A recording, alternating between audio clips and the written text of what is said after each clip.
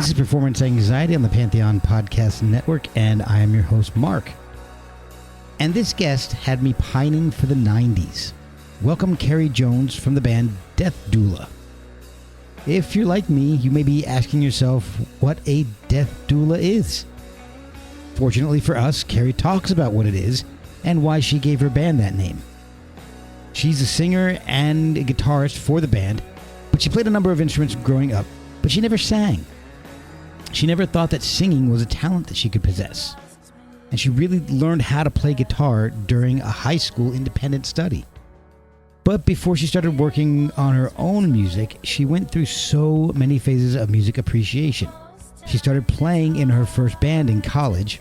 She even tried doing the long-distance band thing when she was living in New York City way before COVID made it cool. But while she was there, she took a job that led her to a completely new career as a personal chef through Craigslist. But music was always there. Kerry talks about how she met her bandmate and partner, Kyle Alexander. She talks about how the band has evolved over time, over pandemics, and over drummers, and her amazing Craigslist kismet. No murders at all in there. Death Doula is playing select shows and hopefully playing a lot more as 2025 progresses. Check them out and their new album Lovespells at deathdoulaband.com or at deathdoulaband on Instagram. Get the music and some cool ass merch through the site, through Bandcamp, or wherever you listen to music. Check us out at Performance ANX on social media. Grab merch at performanceanx.threadless.com or send us money, ostensibly for coffee, at ko-fi.com/performanceanxiety. Now prepare to disembark on a fascinating trip with Kerry Jones of Death Doula on Performance Anxiety on the Pantheon Podcast Network. Hey y'all, this is Kerry Jones from the Portland, Oregon-based band Death Doula. Hope you enjoy my chat with Mark from Performance Anxiety. We're talking about the new album Lovespells from Death Doula. Talking all things music, 90s inspiration, Craigslist, the gloomy aesthetic of Portland, Oregon, playing trumpet in the school band, and what it's like to be a private chef. Check us out at Death Doula Band on Instagram and scope our new website, deathdoulaband.com. Thanks for listening. Thanks for listening. Should I do another? Do you ever splice them, or do you just... Yes, okay. I feel like some of that would be better at the end. So, all right. You're a professional. Hey, over 400 episodes, you learned something. No doubt. Happy to be in your care. Well, I appreciate that. Kerry Jones, it is a pleasure to meet you. Thank you for hopping on the podcast with me tonight. I've been listening to the album, and I gotta say, I liked it the first time I listened to it. But every listen, it's just growing on me. I really enjoyed it. I played it for my wife tonight, too, who also enjoyed it very much. Amazing. I'm so glad to hear that. Thank you. Yeah, I feel like potentially it casts a love spell on everyone who listens to it. I think it might. So it's aptly titled. So yeah. Before we get too deep into things, because what I like to do is to find out what got you into music in the first place and how you got to releasing this album.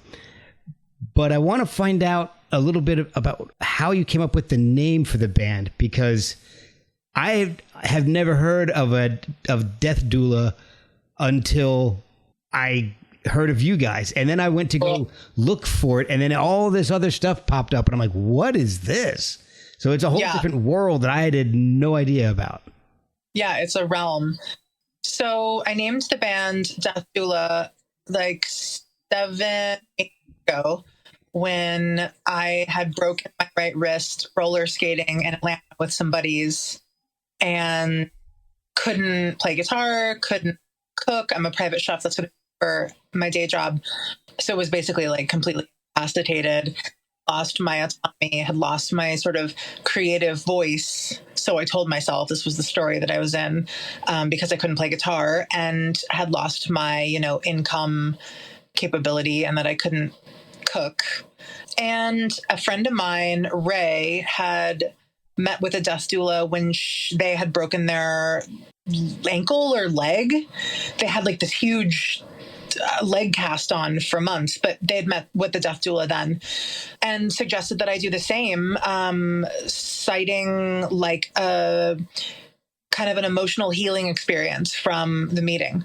And so I was super down for this because, I mean, I'm agnostic, but spiritual. I'm like God curious, and like certainly always open for healing and help. And so, yeah, I had this session with a death doula, and it was a really enlightening experience. On the other side, ended up feeling more connected to my voice as my primary instrument, more aware that my voice could take on many shapes and sizes, and that I could work inside of a DAW using effects to create an orchestral or, full band experience with just my voice. And she didn't say any of these things. This was just the download that I got in the experience of meeting with her. So I named the project after her. And just, I love the alliteration. I love the concept of a death doula overall. I love it as it pertains to the music, because I do feel, I tend to write and steer toward and be really obsessed with and enthralled by really like minor, sort of like dissonant, kind of moody sounds always. And I feel like that lends itself well to the name Death Doula anyway. So it just felt like a really like apt fit. Okay. It does fit because the music has a dark, like chunky sound to it, and it definitely fits with the name. So yeah. But before we get to Death Doula, so now that that curiosity is satisfied, what got you into music initially? I mean, were you exposed to a lot when you were growing up? Did your parents make you take lessons on an instrument, or was singing what you did mostly? Yeah, my dad tried to teach me keys. My mom suggested that I play an instrument in band in middle school. So first it was keys with dad. That didn't really go over very well for me. My brain wasn't a learner the way my dad's brain was a teacher. Ah, yeah.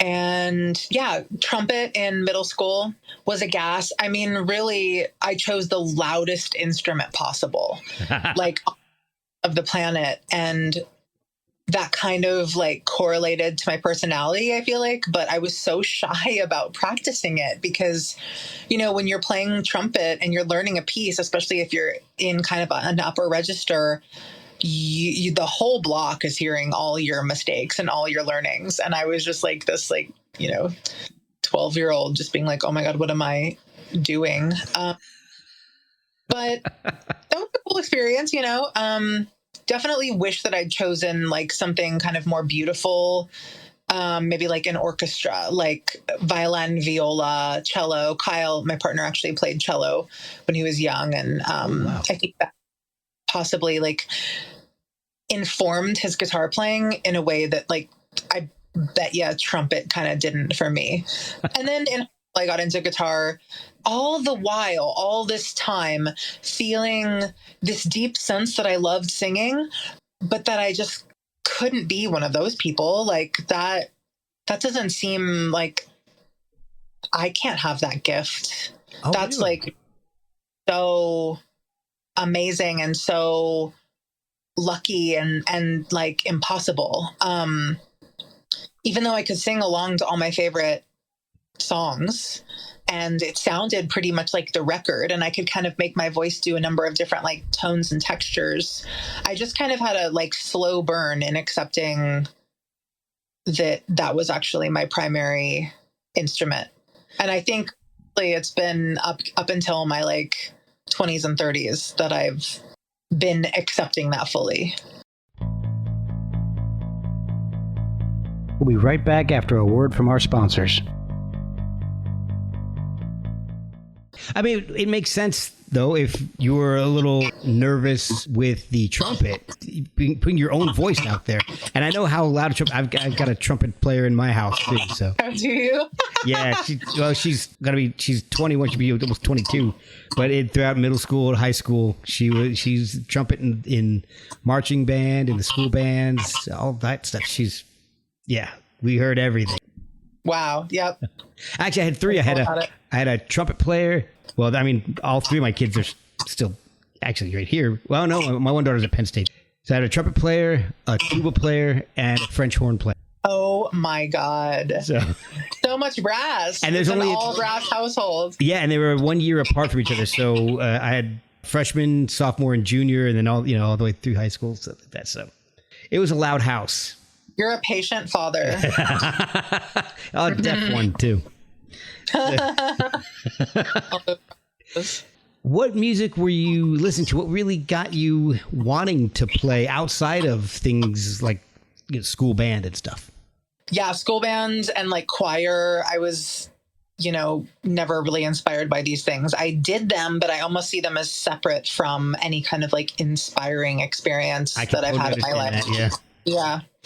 I would say I've had like a number of phases with music. Like my first really major phase was like soft and light rock, like Wilson Phillips and like Phil Collins and Don Henley and, like these things that were kind of like on the radio and my parents were listening to. They're definitely like soft. They're more into soft stuff, like my stuff is like a bit much for them. And then like got into more like R&B hip hop, like super huge on Janet Jackson, super huge on Sade, super huge on Aaliyah, like super huge on Aaliyah. Oh wow. And just could sing the whole records front to back. And that was like my idea of a fun like after school activity.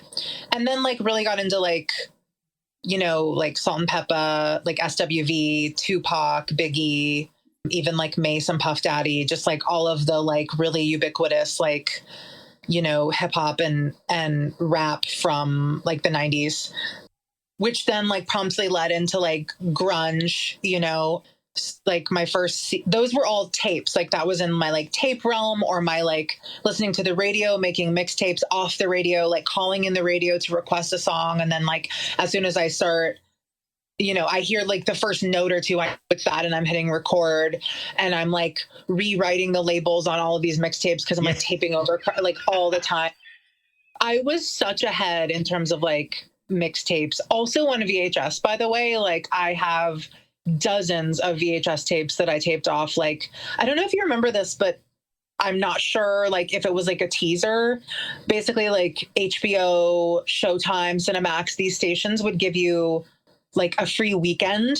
Yes. In the 90s. Yep, and I would just be like, okay, I'm looking at the schedule. I'm like highlighting all the stuff that I want to watch. And I'm like taping it with my VCR so that I then have them on like VHS tapes, like mixtapes, basically. I did this in every medium I could. That is amazing. I had forgotten about all that. Oh man. So much fun. Yeah. And so like the grunge moment, like was when CDs kind of hit me. So my first CD was Nevermind by Nirvana. Oh, nice. And then I proceeded to really get into Soundgarden, Alice in Chains, Alanis. Here you go. I just got this in the mail today. My buddy of mine sent it to me. It's all Mother Love Bone demos and a bunch of live shows. It's like 5 discs. Oh my goodness. Yeah. Deep. Yeah, I'm a big Mother Love Bone fan. That's what's up. So I feel you with your musical taste there. Yeah, my thing was definitely more on the like what's on the radio tip. You know what I mean? Like I wasn't like cruising record bins and like going for the unsigned artists that were that was me. That came later for me. Like I said, it's been phases. So it's like the grunge phase when I was like, a tween was like what's on the alternative radio stations, like even like including stuff like Bush, and like later into the 90s, like I know these bands maybe didn't have as much staying power, but like Bush and Third Eye Blind, like, and Candlebox, like I was into these bands then, It is so funny you say that because Bush and Candlebox are still touring. Together? Yeah, I shoot a lot of concerts. I do a lot of concert photography, and a couple years ago, I got a chance to shoot. I had Bush's guitarist on the podcast, Chris Trainer. And so we kind of stayed in touch afterwards, and I went out and shot the show, and Candlebox opened for Bush, and they did it again like this past summer. So it's and they had Jerry Cantrell on the tour for a little while too. Oh my God. Yeah. Oh damn. And Jerry Cantrell's going on tour early next year. So solo? Yes, it's him, and Filter is opening up. Oh snap! Yeah, these like later '90s things like Fuel, and like Seven Mary 3. Paw. What else? God. Well, here I'll do a quick spin of so you can see. That's my collection right there. Oh snap! Yeah, you're on it. It's like, and I've got a few down on the floor there, and some over there. So. And you've run out of shelving at this point. Yeah, I'm closing in on like 4,000 CDs at this point. Oh my goodness, Mark. Yeah, I have almost every CD I've ever bought from 1990 or 1991. I very rarely got rid of any. That's phenomenal. So. I get rid of all the time. Amazing music store here called Music Millennium, and they have like great buyback, like, you know, like basically buy sell trade situation. Oh, cool. So I found the Smile used for like $6. I mean, I always am selling them stuff that I just don't listen to anymore, or that I really think like I'm over this phase of my life. And sometimes I regret it, but usually I don't. And usually I'm just so stoked on the stuff that I'm getting, you know, in sort of like, I always use the money that I make by selling to buy more stuff. So it's like a kind of a net spiral. I can understand that. So. Yeah. Yeah. And then like going into college, like high school had an unfortunate turn. I got into, you know, it was a hard time for music, like right around the Y2K, everything was so embarrassing, you know, everything was just so like, I remember listening to bands where I just like, I shan't even name them. But, and also things like Dave Matthews Band, because I was living in Charlottesville, Virginia at the time. And he was like, you know, the resident, like, he's guy. Like a king down there. Yeah. Yeah. I actually, you won't believe this, saw Neil Young open up for Dave Matthews Band. Oh my God. Isn't that sacrilege? It seems so backwards. No. I don't know. Maybe they were touring together and just in Charlottesville, they like swapped it back, you know, to like make Dave sort of be the like local hero. But you never know. I mean, Dave, he was enormous when that first album came out. And, you know, even the second album, I think. I never cared for him all that much, so I didn't follow him. But yeah. So I don't like the first album, Under the Table and Dreaming. Right. I mean, it's unoffensive. The second album, I think it is, which is Before These Crowded Streets, is complete masterpiece. Really? Listen to it and am just floored. Not only the instrumentation, but the moody, foreboding, screeching, like yearning. It's so, there are some songs where I'm just like, okay, this song's mid, like stay. I'm like, this song's mid. That was a big single off that record. Right. But songs on that record where I'm just still in complete disbelief that like this was a mainstream artist who was doing some really accessible, easy, chill stuff. Actually, Alanis guests on that album and does vocals, like backing vocals on a couple things. Oh, okay. Songs. I mean, I can't believe I'm about to say this, but I highly recommend you go back and listen to Before These Crowded Streets by Dave Matthews Band. I will. I never gave it a shot because I couldn't stand that first album. So. Oh, well, I'm really curious what you're going to think. If there's a song where you're like, ew, just press skip. Just go to the next one. Because I can't believe how much diversity, and it's such a ride you go on. Like every song is so different. I think that might have been one of the albums, you know, among a large family of others by other artists that influenced me, that's interesting, that it's cool to do that. I feel that that's something Lovespells does. And I think that that's like more interesting to me than making like a Beach House record or a Can record where all the songs sound very much in their same milieu. Like love both those bands. Right. But that's just not what I'm as interested in. You know, I'm kind of more interested in having every song be its own personality. And I think that that's something that he does, that band does really well on that record. All right, I'll definitely check it out. Yeah. What was the turning point that got you out of your show and singing out in public in front of people? Yeah. Well, so I'm going to answer that by finishing the phases, because after high school and the embarrassing moment, in college, I really started getting into the weird stuff. The stuff that I was digging for in Athens, Georgia, at Low Yo-Yo, at Walk Street, amazing record stores there that had tons of stuff I'd never heard of in my like sort of sheltered Virginia, small town high school years. So yeah, getting into just more avant-garde sounds, more noise stuff, more mathy stuff, kind of influenced my listening, just listening to a way wider range of genres, and including like classical and jazz, getting more into different jazz artists that I didn't know before, getting more into classical artists I didn't know before. And I was in a painting. I first started at university studying photography and then changed my major to painting and drawing. Okay. And I had the same professor as this gal, Erica, who was looking basically to start a band. And we started a band. So she was playing an SG and singing, and I was playing my Gibson ES-135, a 1992. I actually bought it in San Francisco with my dad, and singing. And then we had a drummer. So it was like a pretty, like, even though they're both Gibsons, like very different sounds on the guitars, different textures. Oh yeah, for sure. And we were really trying to fill out the low end and the high end and kind of be everything, since we didn't have a bassist, and also using our voices in this way. And I just was like, it was my first band. I certainly wasn't like, I've been in bands before. Like, she knew it was my first band, but it just immediately started just being so second nature, like playing guitar while singing. Okay, so there's one thing I forgot to mention, which is just that in high school, my final semester of senior year, I took an independent study on acoustic guitar and got a few lessons. Oh, wow. And among teaching myself, what I liked to hear, I was learning covers by Neil Young and Tom Petty, and like a really embarrassing band of the time called OAR. And, I know them. And I actually did a little performance to prove that I'd properly accomplished my goal of learning the guitar, and spent my time during that semester like appropriately. And I sang it. That wasn't part of the requirement, but because these were songs that like had vocal lines, and I was like, I'm gonna sing these. So that was kind of my first. I'd also been in like plays. I'd done straight plays and musical theater, and so I had performed before. I had sung in front of audiences before.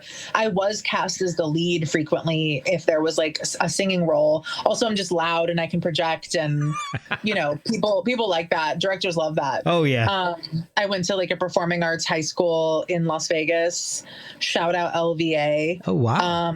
For the freshman year only, and then my parents got divorced, and so we left Vegas, and all of my dreams of becoming an actor were dashed.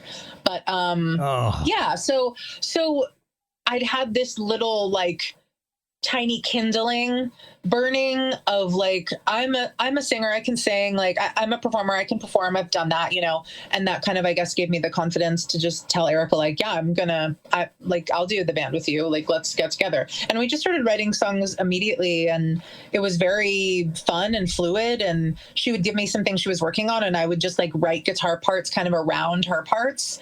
It was fun. It was really mathy stuff. It was kind of like in like a Riot Girl or like Slater-Kinney like bent, Yeah. It was a fun starting place for sure. You also mentioned that you're a personal chef and you're in this band. So where do you go from there? From that band, from college and being in that one band, what's the next stop for you? The next stop was I moved to New York and started going to see music all the time. It's a good place for it. Yeah. Big venues, huge venues. Terminal 5, saw PJ Harvey, saw Interpol, saw Queens of the Stone Age, down to teeny little venues like Cake Shop, saw Bombara down there when they were a tiny band. Wow. those are buddies of mine. Shout out twins. And like house shows, even, you know, like in Queens, like just every single spare moment was spent with friends at shows, and started doing this band's kind of long distance, like a pen pal thing with my friend at the time. She was playing synth and sort of singing like vague backup lyrics, harmonies, and weird, like ghostly ethereal sounds. And I was playing guitar and singing lead. And I would go back down to Athens a lot. I had a lot of friends there, still do, in Atlanta. And we recorded a little EP there. So I recorded an EP with Erica, the first girl. That band was called Who Is Myrtle Malloy. We recorded an EP. It was never put out because of interband drama. Oh, no. Which I'm sure you know about. And then the little thing that I did with my second band, which was called Phoenicians, that was put out, you know, self-release. Those are still circulating around. We put out, it's called Frey, that record. We put out some tapes and like burned some CDs ourselves and distributed them around Athens and New York. And then I played lead guitar in a band called Richard Gumby. That's my dear friend Scott's main project. Cool. Moved back to Atlanta to do that for a little while. And then that move kind of led me to the breaking of the wrist, to the meeting with the Death Doula, and then kind of forming my own like solo situation, wherein basically over the last like 7 or 8 years, I've collaborated with different groups of people to put out little EPs here and there. So I put out something with Jeremy Lumano, a dear friend of mine, and then did a collaboration with these two cats, Rob and Colin, who both kind of built beats and did like synth stuff and bass stuff. Oh, nice. And then put out an EP during the pandemic with a friend Ian here in Portland that was more kind of like Smashing Pumpkins influenced, like tones with lots of like rat pedals and just bigger guitars. So it's kind of... Yeah. Oh, really? You love the rat? I got a rat right down over there on the floor. Oh, it's that. Yeah. You know what? I'm going to go ahead and say it. I don't like the rat for me. Okay. Yeah. I don't like playing with a rat. It's kind of a harsh tone at times. It is. Yeah. It's very, what is it? Like scooped mids? Something like that. Yeah. I'm not all that technical with it, but yeah, it's got... I like mids. Yeah. I want my mids to be there. Yeah. I'm gonna keep my mids. I really love my overdrive pedal. It's called the Monarch. Oh, okay. Yeah. I'm a big fan of that one. It's like an orange pedal. I bought it at Main Drag in Brooklyn. I've never gotten a distortion, but I love my overdrive, and that's kind of like enough for me. Yeah. For now, at least. I don't know. We don't really go beyond like overdrive. Like, at least I don't. I think Keith has like, 14 pedals on his board, and our bass player, he kind of like taps into all of these different tones and textures through his pedals. But I love my like soft focus, and that's like a sort of a shimmery reverb. And then I have my Moger Foger delay, and then my Monarch. And yeah, I kind of feel like that's ample for me. Well, the sound you guys get is beautiful, so it's working. Thank you. Yeah. We'll be right back after a word from our sponsors. Okay, non-music question. How did you get into being a personal chef? I was a nanny when I moved to New York. So like the quick synopsis of New York was I moved there to work in fashion and fabric, because after painting and drawing, I changed my major again to fabric design, which was this tiny little program inside of the Lamar Dodd School of Art that had its own building down the hill, and it was just fabric there. So it was like this little world that you went into with mostly women. Right. And then this guy, professor, rest his soul, he was teaching all these women, and he was like, in his 70s at the time, and he was so charming and lovely. And he like had been teaching this program for like decades. And they had all these old looms and all of this old yarn and all of these like shibori vats and screen printing stuff, MX dye stuff, acid dye stuff. Like the program was incredible. It taught me so much about fabric, and which led to like a deep love and appreciation, which I'd already had, but more cultivated for fashion. And so I moved to New York to kind of work in like fabric or fashion or whatever I could kind of get. And I ended up doing like unpaid or very low paid internships. And it was also like 2008, like the worst time ever to get a job and move to New York City, the most expensive city on the planet. So it was a challenge. But I ended up working to supplement my income. I ended up working at a wine bar, a wine shop first, and then they opened a wine bar. And then the head chef was touching me under the table during meetings and was like pressing me up against the roll down gate when we closed at night. And he had a pregnant girlfriend who I would have to wait on. It was just the worst experience ever. And so I was actually fired, and I was like, screw this. I like hopped on Craigslist and was like, okay, what can I get? And I found this dreamy, truly like one soul calling to another that was like, I need a nanny. I'm having my third kid. I'm a yoga instructor. My husband's a personal trainer. We live in East Hampton. You'll live in with us. We'll take care of everything, and I had like a Volvo station wagon with like a third row seat. And I was like, I'm ready. And I went out for Easter, and I took the jitney out there, which is like this adorable bus. And it goes from like New York City, like proper Manhattan, to like the Hamptons. Okay. And they picked me up, and I loved their kids and I loved them. And we like dyed Easter eggs, and they hired me. And so I went out there and lived out there for that summer. And basically every day I would make their meals, because it was just like, it wasn't really part of my job description per se, but it just happened. Like, I don't know. It just happened. And they loved my cooking. And the mom, Jenna, had a client, Robert Stillen, who was looking for a private chef. He was like an interior designer of notoriety and lived out in the Hamptons, but was developing his career in Manhattan and wanted someone who could kind of be like a good influence on his 15-year-old son and a friend, and like a sort of a house watcher, house sitter, and also a chef, and also take his kid to school. And so I just became this sort of like live-in multi-hyphenate employee. Right. And so then I did that for like over a year, and then that was on my resume. And then when I went back to New York City, I started working with staffing agencies to like place me with families. So it just kind of grew from there. I've been doing it for 13 years now. Oh, that's incredible.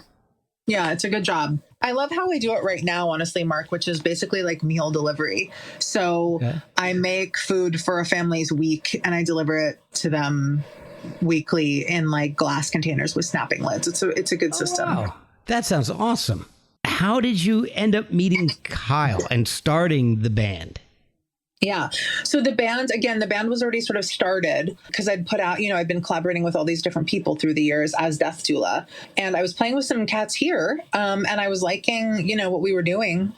And we were building toward a set and playing out. And I went out to the coast, Oregon coast, to visit my parents. My dad and stepmom, Mary, live out there. And I'd been out there for years, I'd been going out there for years since I moved here in 2019, basically. Okay. But I'd met this group of young people out there that were in this band, While I See Sound. And there's no young people out there. It's like a retirement community. Like the whole town is a retirement community. So when you see young people, you're just like, oh my God, hi, like, let's be friends. And they were all so cute and so talented, and we became friends. And I kind of had a crush on one of them, and I was like going to this restaurant that he was head chefing at, and sitting at the bar and reading a book and eating food, and like him bringing me food, and like the bartender's like taking care of me, and Kyle was sitting down on the other end of the bar just like watching me get the treatment and like looking at the book I was reading, and was just like sort of like gawking. And then our mutual friend, he was also there for the same friends. He came over and we were all three talking. And then Kyle was basically just suggesting that we should collaborate. And I saw Kate Bush was like the background on his phone. And I was like, okay, we at least have like a taste level in common. Right. Because this was before Stranger Things like made Kate Bush ubiquitous. You know, she was like a niche artist still. I mean, Running Up That Hill is obviously a huge song that like everyone mostly knows, but it was like not as much yet then as it was after Stranger Things, you know? It was so like, hey, I've heard of her, but I don't know why. And then Stranger Things, and she just exploded again. Exactly. Yeah.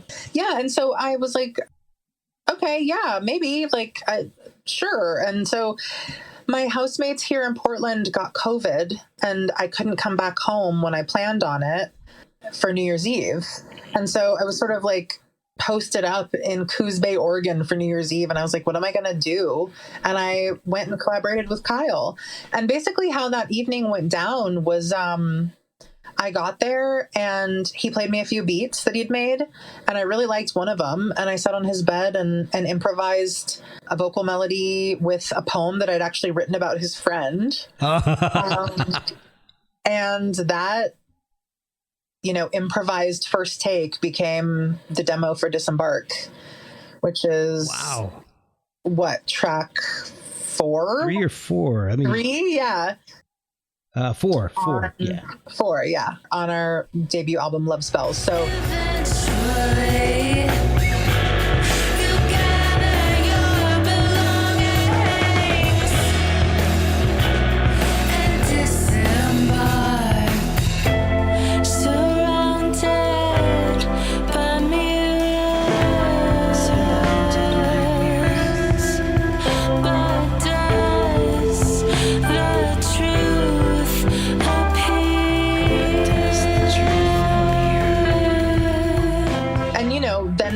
he came to visit me 4 days later, stayed with me in Portland for like a long weekend, basically decided he wanted to move here and moved here by the end of that month. So it was a very whirlwind. Wow.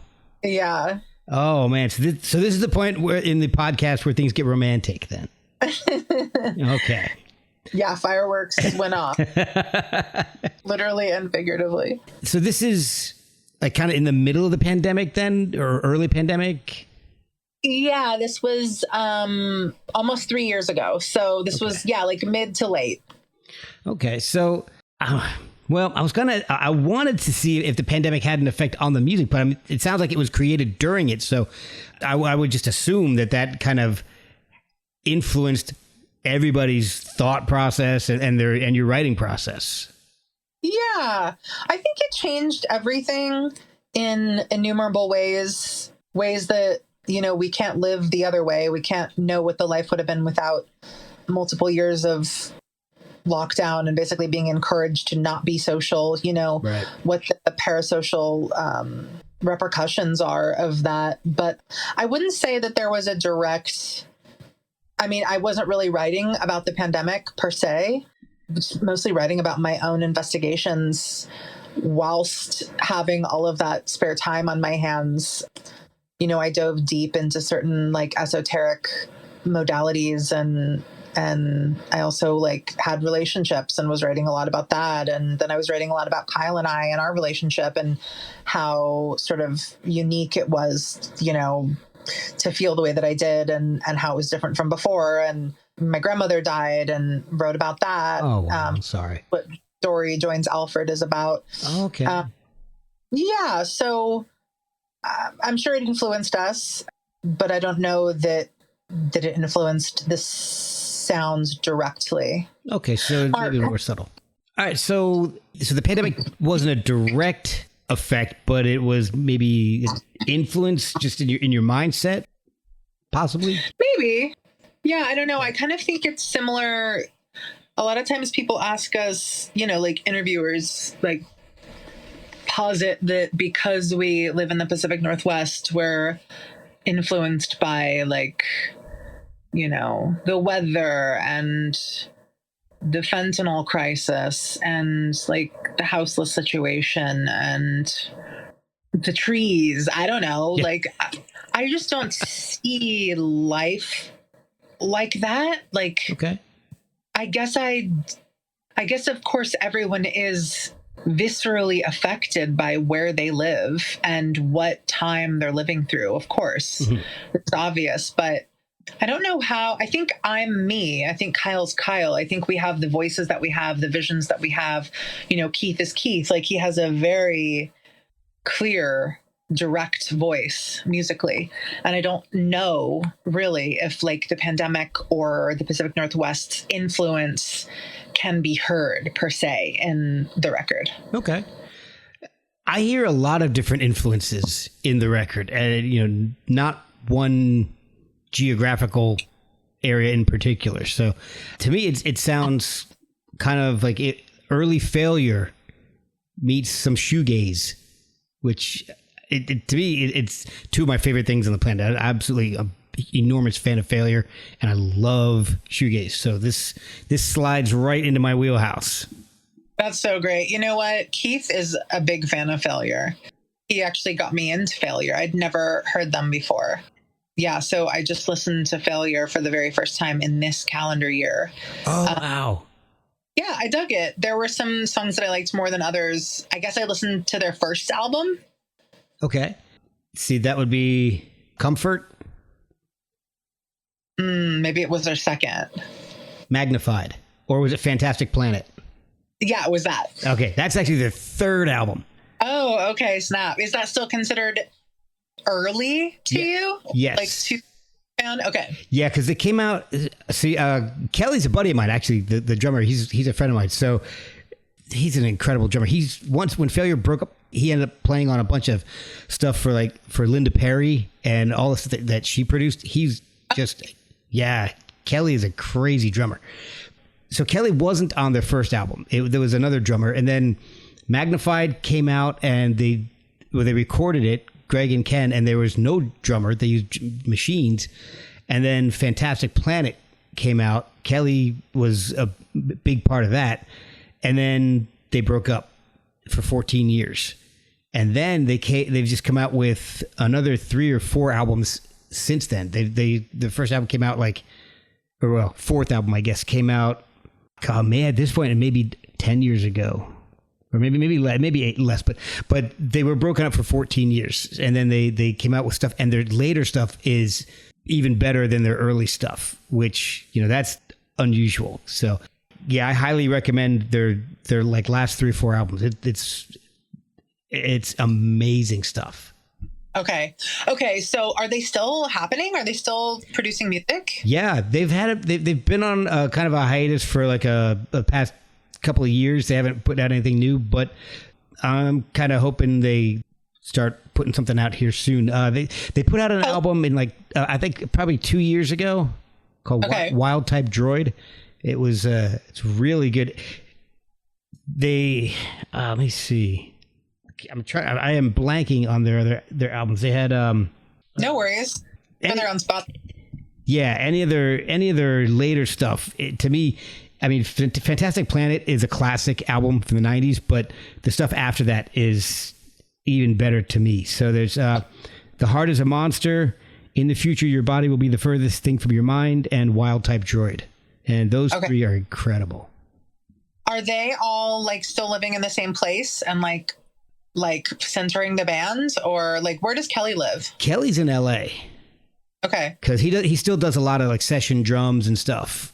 And I think Ken might be out there too. I'm not sure where Greg lives. Greg's the only one I haven't had on the podcast yet. So okay. But do you think that Lovespells is giving early Failure and shoegaze? Tell me more about that. I'm just so intrigued. I don't hear shoegaze in our music, and neither does Kyle. But we're getting this. I think to me it's like on a song like Loom, you get that shimmeriness.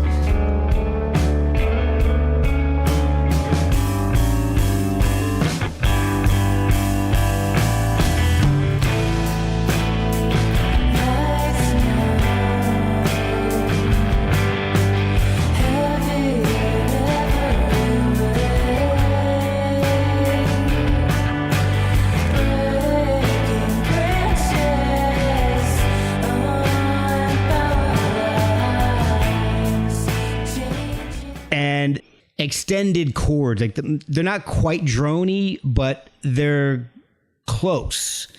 You're not playing punk for sure. You know, you're not chugging along on chords. You're letting this stuff breathe. And that, to me, that's the shimmeriness and even the heavierness. Like there's some shoegaze bands that I like that are a little heavier, like Holy Fawn. People would consider them kind of shoegazy, and they're pretty heavy. And you're more, to me, you're not like a slow dive kind of shoegaze. Maybe more like a Holy Fawn type of shoegaze, where it's darker and heavier. And okay, I'm gonna listen. Never heard that band before. Thank you. Oh, Holy Fawn is amazing. Oh, hoping to get them on the podcast one of these days too. So. Oh yeah. Yeah, I saw them live in Baltimore about a year and a half ago, and they were just awesome. Amazing. So yeah, I mean, God, I see now I could do this for hours. We just throw bands back and forth at each other. Right. I could absolutely do that. Are you in Baltimore? No, I'm in Winchester, Virginia. Oh, funny. Okay. I'm from Fairfax and lived in Manassas for a bunch of years. And some of my dearest friend Nora Caldwell's family is from Winchester. Oh, nice. Okay. I see. I was born in Texas, New Jersey. Then we moved to Virginia, moved in Sterling, and then we moved over to Haymarket, and then moved back up to New Jersey. And then I went to Rochester for college, moved back down to New Jersey, down to Alabama, then back up to Virginia. So. Okay, wow. So, yeah, I've been moving around. But this is the most I've lived in one place, Winchester, in my entire life. So we've been here. Cool. Yeah, we've been here since 2006. That is a while, almost 20 years. Yeah, it's a long anywhere. So when you guys start the band and, you know, you can't go anywhere, you can't play shows because everybody's locked down. I'm assuming at that point it's just the two of you. Are you writing constantly, or are you letting things letting things come to you and writing when you can? Or do you have a process to writing? We have a number of processes, and I really like it that way. I think that it's best to be open to inspiration hitting, obviously. So if one of us is going down, like if Kyle's down in the basement playing guitar, just practicing songs that exist, but also just improvising, you know, we live together. And so I'll hear something and maybe like it and call down and say, like, you should develop that. That sounds good. Nice. And if it's not something, you know, sometimes he's playing like an unwound song, you know, and it's like, okay, well, he'll be like, we can't develop that because that's an unwound song. Got it. Or, you know, he'll be like, I was trying to learn this Neil Young thing, but I fucked it up. And it's like, that's what I was playing. Hey, sometimes that's where the coolest stuff happens. Yeah, totally.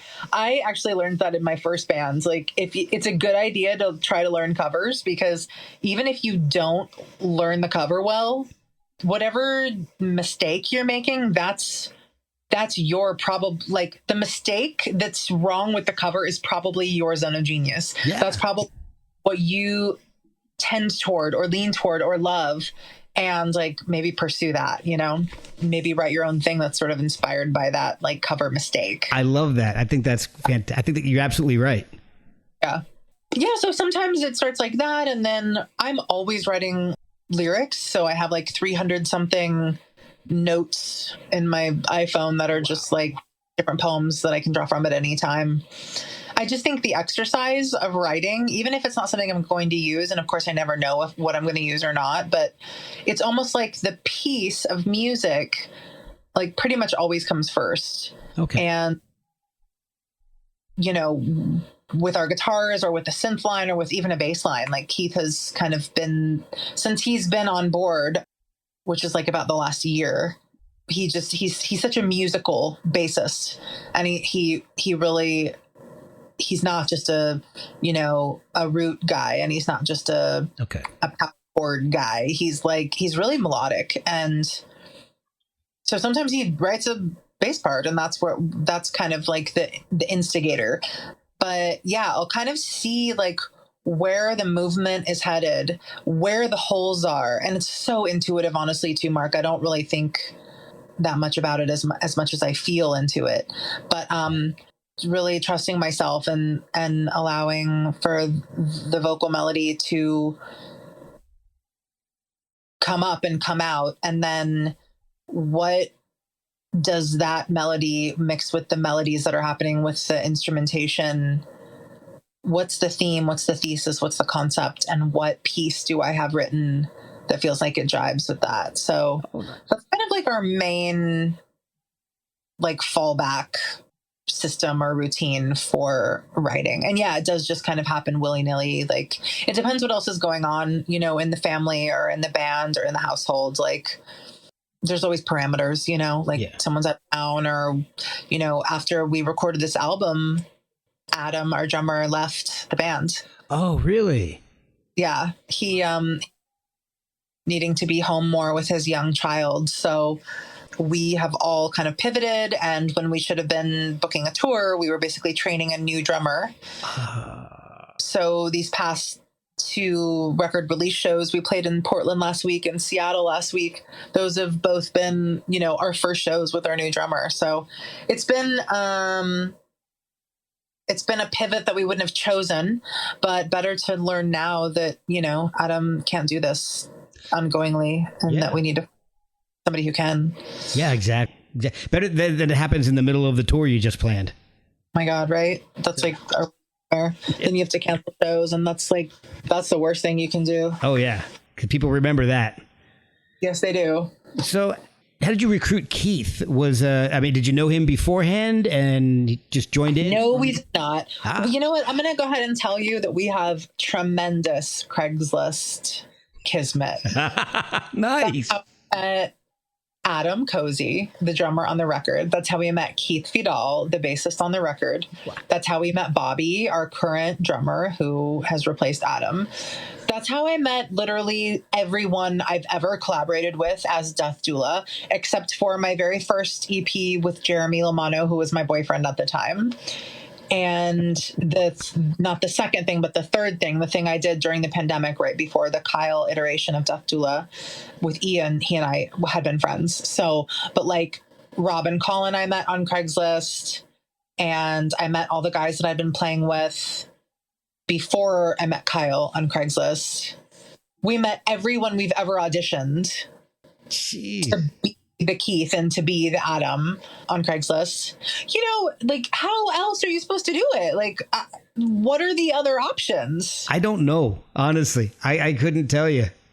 Your personal chef career began because of Craigslist. It's so true, yeah. So.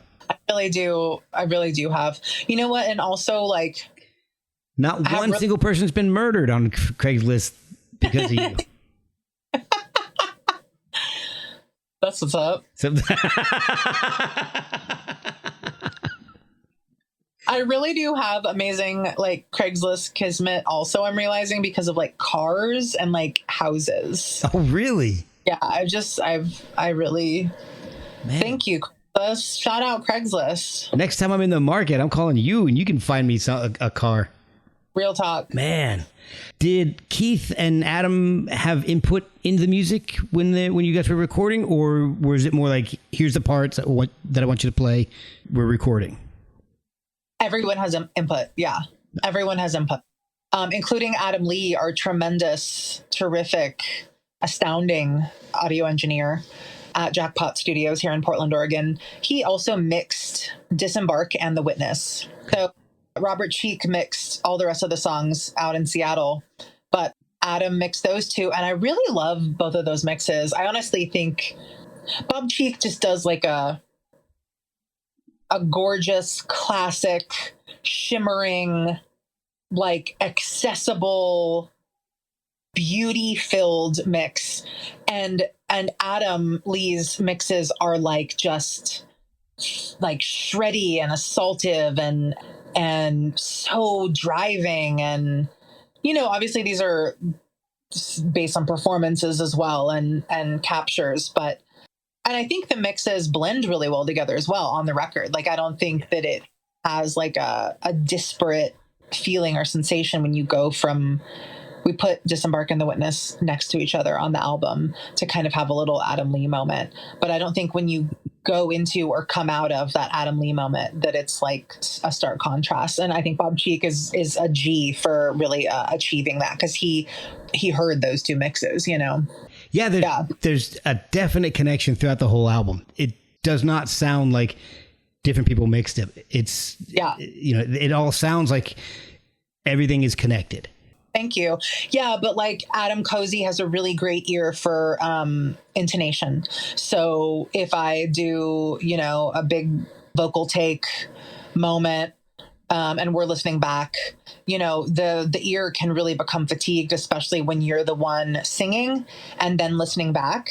And, Adam Lee, as our engineer, I trust his ear pretty well. But Adam Cozy, there's just something about him and the way he communicates. He's really honest and he's really acute. And so it was a huge help to have him in the stew, because it felt like he wasn't going to sugarcoat it. If I needed to redo the take or like punch in or something, he was going to tell me and I was going to go do it. Oh, that's good to know. But that was invaluable. Keith just had a bunch of like really dope ideas, like on site, like writing synth parts the day of in the stew and then just laying them down, that like changed the course of how the song behaved, which is like super exciting. I myself came up with some sort of like vocal harmonies and vocal layering and doubling kind of on the spot in the stew as well, and got to kind of play a little bit, which is really fun, like, experimentation.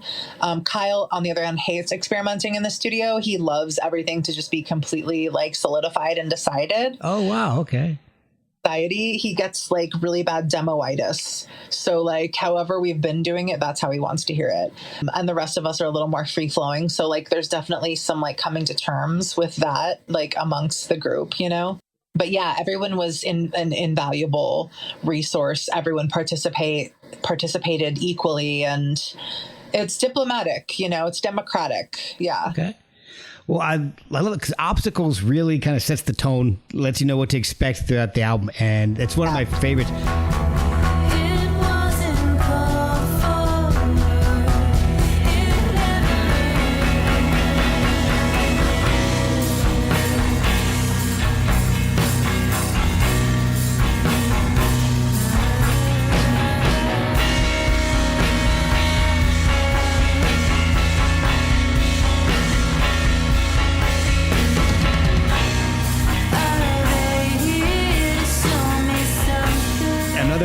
Favorite with Poet for Hire, but I have to say my favorite track is Loom. I love that song. That's been on a repeat all day today at work and the drive home. I love that song. Wonderful. And I love Dory joins Alfred, but I love it more now that you explained it to me. So I think your performance on that is fantastic. Is death a metaphor for I'm secure? If it's not a game, then why do we keep score? I'm secure. What is death a metaphor for? I'm secure. And Disembark, that I'm just looking at the track list right now, and I can't find a weak track on it, and so I'm just really infatuated with this album right now. So that's fair. I'm so glad you guys I was able to give it a listen. Same. I know you guys just replaced your drummer and you were about to go on a tour. What are the plans for this? Are you planning on staying local for shows? Are you going to hopefully hit the road and go across the U.S., maybe to Virginia, D.C. area? Yeah. Oh man, Mark, we want to do all of the above. We want to tour the U.S. We want to tour the world. We want to play festivals so much. Because of the lineup change, it's just been a very particular moment. Training Bobby has been a little bit arduous, and we wanted to make sure that we, didn't start playing shows before he was ready and we were all ready with him. Like, there's a trust level that we had with Adam Cozy. He's classically trained. He lives and breathes drums. I mean, he's so skilled. Like, almost every song on that album is like the first or second take, like live takes with the whole band. Wow. And because he is so reliable on tempos, starting the song at the right tempo, keeping the same tempo inside the song, to have somebody like that in the group, we all got completely spoiled. And, that's not how every drummer drums. Right. And we've tried out a lot of people, and it was just, we went with our gut with Bobby, and he played pretty good shows these last two shows. So good. Yeah, definitely pleased with the progress that the Blood, Sweat and Tears has created in him, and in a sort of a unifying force that we're creating together. But it ain't easy. So yeah, I don't know. We'll see. We're really just wanting people to hear the album and stream it on Spotify and Bandcamp and buy the CDs and buy the merch. We made these really rad t-shirts. They're all one-off thrifted t-shirts that I bought, 100% cotton, all different colors and sizes, no stains, no rips, no tears. And they've all been washed and then screen printed with artwork from the album. It's actually the Disembark solo art, which I gotta just tell you, I don't know, do you have Spotify pulled up right now? I don't, but I can try to I have free Spotify, so I'm okay. cheap. So did Howard send you a CD? He sent me a SoundCloud link. Oh, and then I'll download it later. But obviously, you see, I'm a huge CD freak. Yeah, totally. Well, we'll send you a CD. Just shoot me your address after this. Oh, sweet. You got it. No doubt. Yeah, well, we used artwork of bubbles that my friend Emily Wick, who's an artist in Oakland, she blows the bubbles and then she photographs the bubbles and she lights them, and there's all these different backgrounds. And so if you go on Spotify or, see our merch, our t-shirts, or the actual physical CD, you see a bunch of these different photographs of bubbles. I was going to ask you about that. Yes. And so I was just enamored of her work, and she and I have been friends for like a decade.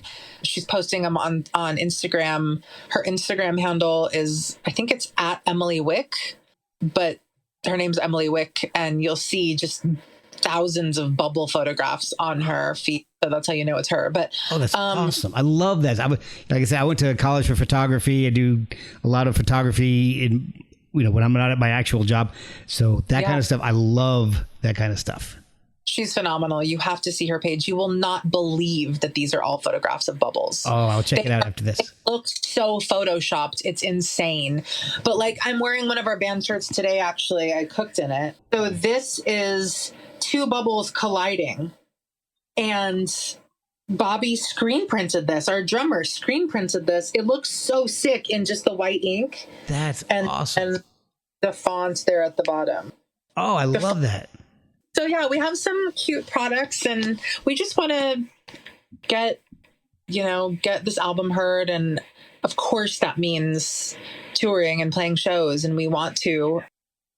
It's just so hard to balance with the day jobs, and we've got these 4 people's schedules with their work, but also like just additional life drama is coming up for Bobby, and so it's tricky. Drummers. Am I right? All right, so Lord have mercy. So before we start wrapping this up, I was curious, because I don't know how often you guys play or how many times you played out. Is there a song that you really love playing, and is there one that's just difficult to pull off live? Oh my God. Okay. Yes. I love that you love Loom. We played a show this past weekend in Seattle, and there was this really rad musician there. His name's Travis. He goes by Fleetwood Snack, and he's basically... That's amazing. Yeah, he's so funny and so cute. He's basically like, it's like a noise set. It's like assaultive, insane noise music. So I was like, oh my God, he's going to think we're like so square. But he loved Loom. And to me, Loom is like our sort of soft rockest, like... It's the quiet track. It's chill, like the tempo is slower. It's just like a lighter song. Yeah. And he's like, the song is such a banger. And I'm like, dude, I love that this like noise musician loves Loom. Love Loom. And it's Kyle's favorite as well. And so it's sort of interesting how it's like spanning all different types of people, you know, which I love that. So for me, when we did these gigs, we played the record in its entirety. So like front to back, right? So same order. Oh, cool. And I love this order. Obviously, the order works really well on the record, but the order works really well in terms of how we perform as well, because Kyle does a guitar change from his baritone to his Les Paul, which is like an open D, like Keith Richards tuning. Nice, yeah. And he only has to change over once. I have to grab my guitar and put it back down and then grab it again, but it's chill. For me, Entanglements is incredibly challenging. Here's why. Not only is it a very verbose song, I'm saying a lot of words, but it's a more like projecting, like chest voice, intense delivery. And it's a song about like wealth disparity, and it makes me really mad. And that anger, you know, one of the lyrics is like, drawing a bath in which to reside, sweat out my rage, grow my tolerance wide. Like when I say sweat out my rage, I feel that feeling. And also I play guitar on that one, and I play with an EBow, and I play with the EBow while I'm singing. And it's really to like know where my left hand is and know where my right hand is, and also be delivering this like incredibly challenging vocal line. You know, it's just like, how do I stay engaged with the audience? How do I stay in tune vocally? How do I say all these words? How do I like make the EBow? Like, how do you keep the EBow on that string? Because those get touchy. When you're not looking, because you're still singing. It's so that one for me, once we hit that, it's the middle of the set. It's like, you know, like the fifth song. Yeah. So I'm like, woo, it's all downhill from here, you know. Like once it's like this sort of builds to Entanglements, and then once Entanglements, I'm like, okay, we got this. You hit it. Now it's smooth sailing from there. Now. Oh, yeah. Well, you said something in the press release that I saw that I thought was awesome, and we'll wrap up with that because I love this quote. It says, "In a world so algorithmized, it's numb. We just want to make people feel something again." And I love that quote, and I think the music does it. I think you guys nailed it. Thank you so much. That means so much to me. I love that you grab that quote. I love that you get that quote. I feel like people that means something to are our people, you know, like we are a passionate band. We're not a sort of apathetic, lackadaisical, stoned Portland, you know, a Pacific Northwest type of group. Like we don't resonate with everyone that kind of just wants music to sound like everything else. You know, right. We're kind of not going for that. And everything is so algorithmized. Like, I feel like the algorithms inside of Spotify, for example, coach people. Oh, if you like this, you'll like that because it sounds exactly the same. And then they just listen to stuff that sounds exactly the same all the time. Yep. And they don't even look, you know, at the phone to see who they're listening to. They can't even say, oh, today I listened to, you know, Clairo. Like, they don't even know anymore. And it just kills me. It really is so sad for my heart because we're artists, you know, people that are making this music that you're listening to. This isn't just a product. This is like I'll speak for myself. This is from my soul. This is from my heart. Like, these songs matter to me. And I know that there are people that they matter to and that they resonate with. And that's what music used to be. And that's what art used to be. And I feel, you know, that the algorithms have just sort of dehumanized everything. And It's sad, and I miss the 90s. Oh, me too. I was in college. I went to college in 91, and that was the best time I could have gone to college because that's when all my favorite music started coming out. And Yes. I could go see shows at that point, and I could see these guys. And now I do a lot of concert photography, so I don't even have to. I don't have to pay to get in because I just go with the PR firm. They're like, hey, shoot this for us. Yeah, you got it. Or they've been on the podcast and I'm like, hey, if you guys are coming into town, I'll, give me a photo pass and some tickets and I will send you like 50 shots. So, Well, that's a deal right there for sure. Whenever we do make it across the country. And, I've got people in Virginia for sure. So we would definitely be stopping somewhere in your vicinity. that would be amazing. So where can people find the album? How can they support you guys and pick up the album or some merch or both? Yeah, thank And you. follow you on social media. Yeah, we're at Death Doula Band on Instagram, on YouTube. Our website is deathdoulaband.com. We are currently in the process of adding these t-shirts that I mentioned and our compact discs to our Bandcamp page and to our website. Possibly, we're kind of Luddites, so it's like, do we want to do the like Shopify thing on our website? Or just want to let Bandcamp handle all that. So we always have merch at shows. Check the Instagram page and or deathdoulaband.com to find out where we're playing. But again, like we want to play as often as possible. And we're really trying to play here in Portland, just like every 6 weeks. And so we want to play like in other cities, like in between those, you know what I mean? So maybe like closer by cities. I don't know if we're currently able to do like a long, like 12 date or more tour of the Pacific Northwest. We would love to. It's just, it hasn't the right tour manager or the right, bigger band to go along with hasn't presented itself yet. So we're super open, inviting all invitations, accepting all invitations, I should say, and also inviting them. So let's go. So everybody go on Craigslist and put something up and Kerry will find you. Exactly. Yeah. Well, this has been a lot of fun. Thank you so much. And thank you for sharing the album because I love it. Thank you so much, Mark. I love that you love it. It means so much to us. And keep listening and keep sharing it with your friends and your wife and your family, your kids. Wasting